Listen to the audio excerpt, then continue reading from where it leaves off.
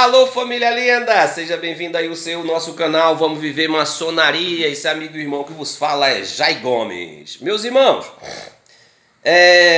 eu gostaria de convidar você para acompanhar esse vídeo de hoje e acredito que mais um ou dois vídeos sobre que eu vou te apresentar uma ideia, uma tese em relação que me nasceu um despertar por uma simples pergunta que um inscrito fez no meu canal.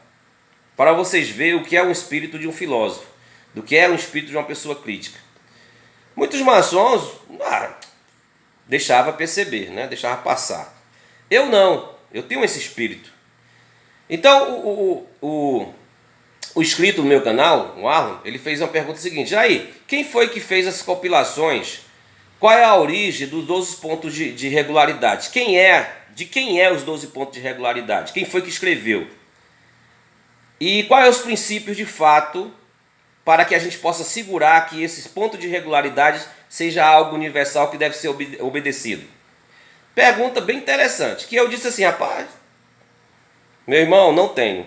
Infelizmente eu não tenho, porque quando eu cheguei eu já estava.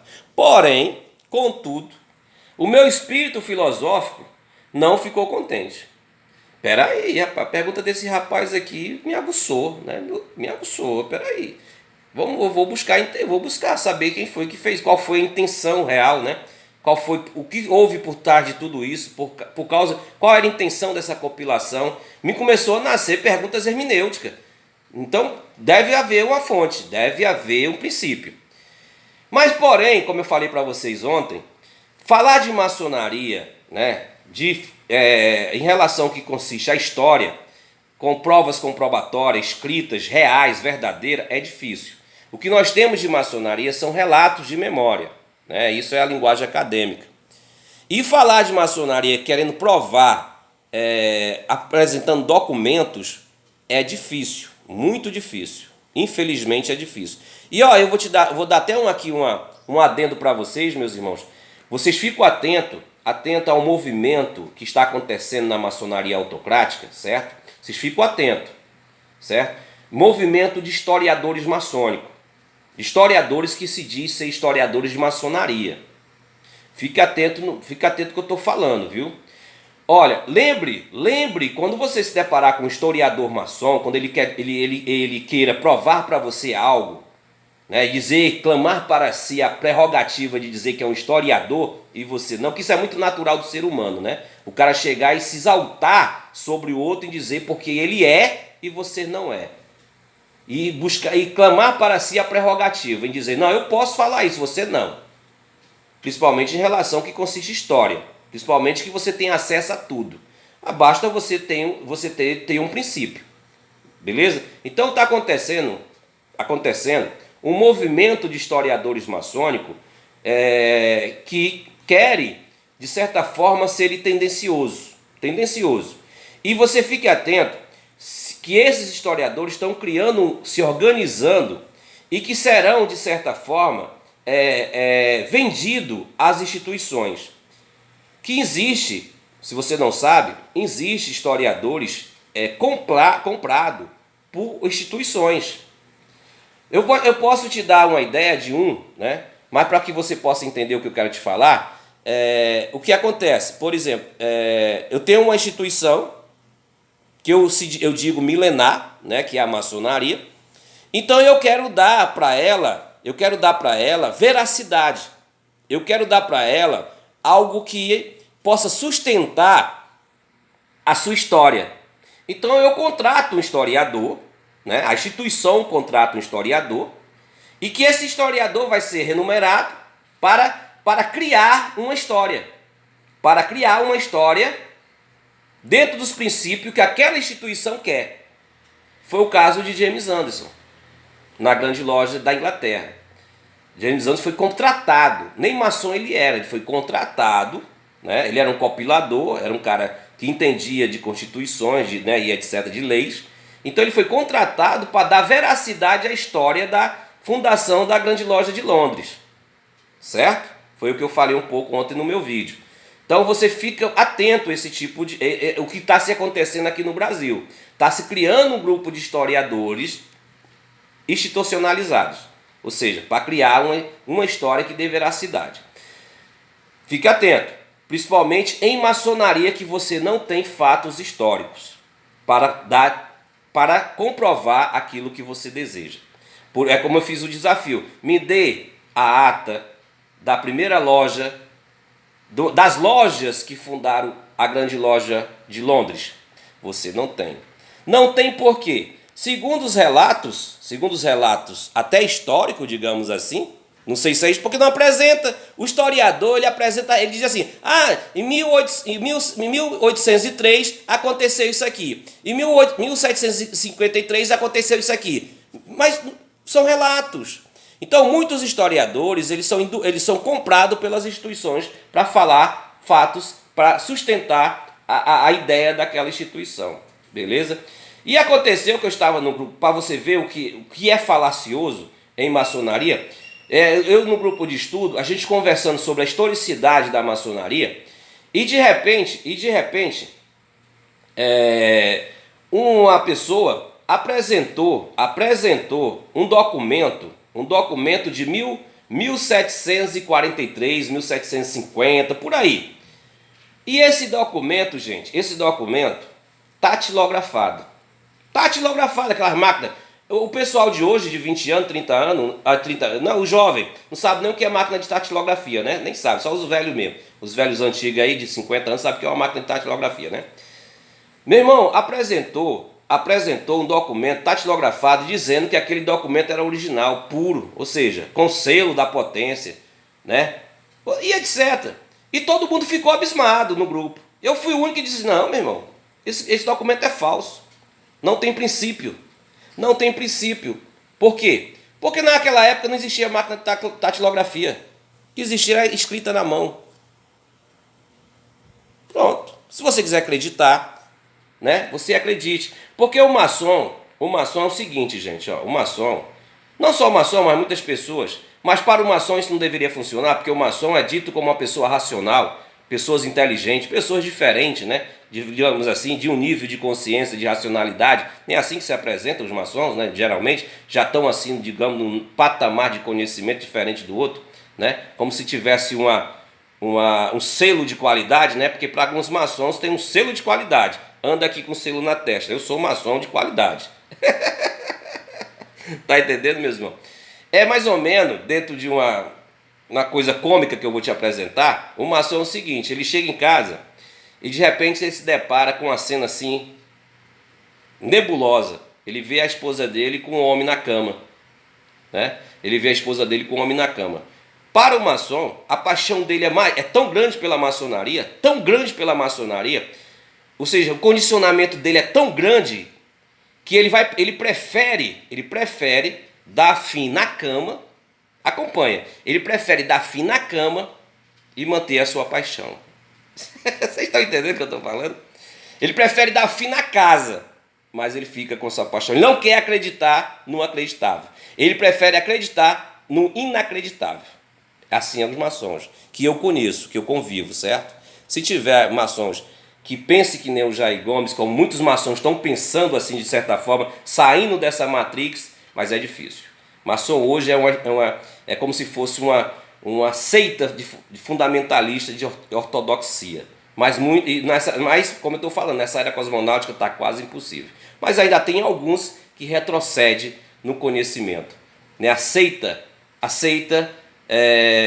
tirar a cama do meio, né? E viver com aquela realidade ali, com aquela realidade apaixonada, e prefere viver aquela temática. Então, do que eu quero te apresentar hoje, é algo bastante interessante e que vai fazer você entender o porquê eu cheguei a uma conclusão, segundo o apontamento de um escrito, que ele me levou a cosmopensar e a investigar o que seria de fato os princípios desses pontos de regularidade.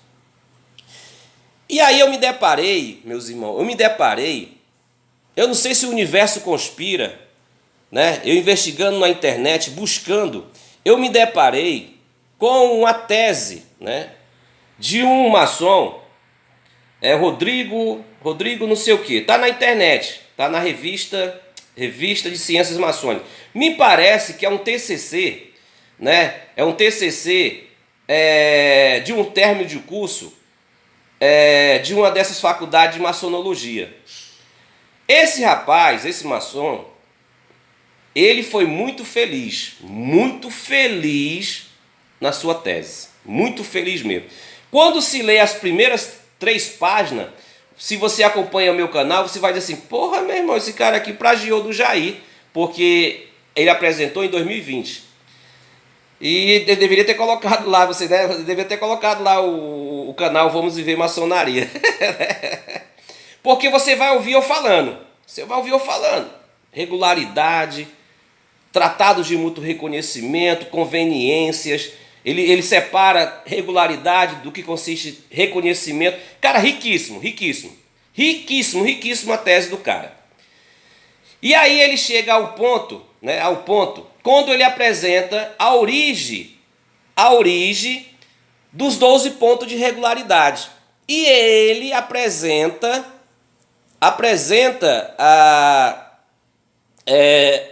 de onde veio os 12 pontos de regularidade. E ele prova dentro da tese dele, mostra algumas ideias, né, datadas, etc. Não documentos, como eu falo, mas memórias, né? Mas teve lógica o raciocínio dele, teve lógica. E eu tive, tem lógica esse rapaz aqui, tem lógica. Ele diz que os 12 pontos de regularidade é apresentado pela Grande Loja Unida da França. Então foi a Grande Loja Unida da França que apresentou os 12 pontos de regularidade para o mundo maçônico. Eu concordo com ele. Até eu ter outro pensamento, né? Até vir outra ideia, outra tese, né? Porque em maçonaria você vive de tese, né? Você vive de teorias, entendeu? Não dá para você dizer uma verdade absoluta. Mas já aí dá para ter uma verdade absoluta. E eu vou comungar contigo. Eu vou dizer que só existe uma verdade absoluta e que você tem que obedecer de fato essa verdade na maçonaria. E que essa verdade é compilada e que é conhecimento de todos os maçons universais e de todas as instituições universais. Todas as instituições universais, elas se asseguram, elas se homogêneam, ou seja, elas são homogênicas por causa dessa prova comprobatória apresentada e escrita, que todas as potências maçônicas do mundo, elas obedecem e estão homogênicas. Qual é? Qual é? Você já sabe qual é. Que não pode mudar, que não pode ter soma de variação, e que mesmo que esteja carcomido, esteja ultrapassado, mas não pode mudar, que é a sustentabilidade da maçonaria universal. Os Landmark. Os Landmark, a única lei pétrea, é o pilar, é a pedra angular da maçonaria universal. Morreu Maria Preá. Não tem. Houve aí uma aceitação. Isso eu não estou me referindo só os Landmark de Mackay. Tem o de Alberto Pike, tem outras compilações, mas todos são homogêneos. Todos têm as mesmas características. Mas em maçonaria brasileira se adotou os Landmark de Mackay. Então os Landmark é a sustentabilidade da maçonaria universal.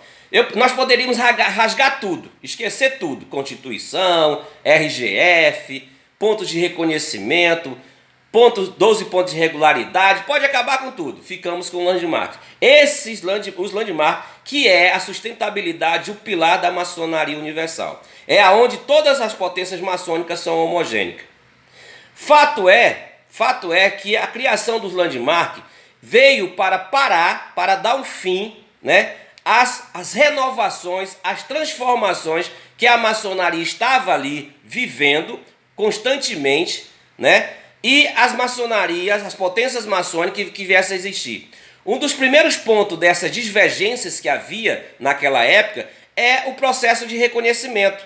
aonde o primeiro ponto do landmark, o primeiro landmark diz claramente, ele é bastante pragmático quando ele diz que houve época que os maçons especulativos quiseram mudar os processos de reconhecimento do maçom, né, os processos de reconhecimento. E o próprio landmark diz que essa tendenciosidade de mudança foi funesta, ou seja, não teve êxito. Então criou-se os landmarks para que não houvesse mais mudança. Ou seja, até hoje, os processos de reconhecimento do maçom, eles são homogêneos em toda a maçonaria universal. Então o processo de reconhecimento, ele não tem soma de variação. Mesmo que em alguns rituais, há uma ligeira diferença, mas o fim é o mesmo. Nós sabemos disso, né? O fim é o mesmo. Maçom que é maçom reconhece o outro pelos sinais, toques e palavras e por algumas temáticas de vivência maçônica. Então não muda, né? Assegurado pelos landmarks. Então os landmarks é a pedra angular de sustentabilidade da maçonaria universal. Uma potência maçônica que não esteja dentro dos padrões dos landmarks é uma potência dita, digamos, irregular. Todas as potências maçônicas têm que estar dentro dos princípios do que consiste os landmarks. E Jair, mas tu não falava ontem que os princípios da regularidade está nos 12 pontos de regularidade e nos 8 pontos de reconhecimento? Era, meus irmãos, eu falei isso ontem. Eu falei isso ontem. Por isso que eu gosto sempre de dizer, eu não sou escravo nem nas minhas próprias ideias, principalmente se tratando de maçonaria. Eu não sou escravo nem das minhas próprias ideias, pode ter certeza. Eu estou constantemente aprendendo. Eu estou constantemente em evolução. Eu não paro no espaço e tempo. E esse maçom, segundo a sua tese, ele fez esse despertamento porque o seu raciocínio era incontestável. O seu princípio de argumentação era incontestável, a não ser que eu fosse fanático. A não ser que, de certa forma, eu quisesse jogar só a cama fora e viver com aquela paixão. A não ser que eu jogue a casa fora, que eu queime tudo, mas que eu viva naquela paixão. Porque o maçom é assim, ele é apaixonado, ele não quer aceitar o aceitável. Ele prefere viver no seu condicionamento. Eu não sou assim. Eu não sou assim. Mas olha só, eu vou te apresentar o que ele não teve coragem de apresentar. Porque se eu tivesse na bancada dele, eu tinha reprovado a tese dele. Porque ele não sustentou. Interessante. Por quê? Porque ele preferiu jogar a cama fora e ficar com a paixão dele. Ele não quis contrariar uma bancada de mestres maçom, digamos assim, do Grande Oriente do Brasil. Só estou dando um exemplo, viu, pessoal? Estou especulando. Uma bancada de mestres maçom do Grande Oriente do Brasil, das grandes lojas, dado o sistema autocrático. Ele não quis ali comprar uma briga. Ele não quis ir por Calvário. Mas se fosse o Jair, meu irmão, pode jogar na fogueira. Eu vou sustentar a minha tese, principalmente elaborada dentro de um princípio argumentativo lógico do que esse cara apresentou. Não tem contra você argumentar, não tem, eu olhei assim, não tem. Mas no momento que ele chega para fechar, ele recua. Dentro dos próprios argumentos dele, ele recua. Porque ele prefere jogar, vou repetir isso para você buscar o entendimento intuitivamente. Ele prefere jogar a cama fora e ficar com a paixão dele. E não contrariar os seus iguais. Prefere ficar do lado da maioria. Se fragilizou. Eu acho que dentro dele, ele ficou assim, porra, meu irmão, eu deveria ter dado continuidade, eu deveria ter defendido, nem que eu fosse expulso, nem que eu me lascasse. Mas o que eu estou apresentando é verdade. E o que você apresentou, meu irmão, é verdade. Você foi muito feliz, mas infelizmente você recuou. Você foi covarde. Já aí onde ele foi covarde? Quando de fato, ele ia entrar na maçonaria, na regularidade do que consiste a universalidade. Quando se tem o princípio dos landmarks. E aí ele mescla os 12 pontos, os 8 pontos e se perde todinho na argumentação. Só que eu vou dar continuidade à tese dele, segurando o que ele não sustentou. Não sustentou. Quem conseguir esse documento e você assistir o meu vídeo, você vai entender. Então assim, eu vou dar continuidade a esse diálogo, a esse estudo, em outro vídeo. Ainda hoje eu faço esse outro vídeo, ok? Te amo sem te conhecer.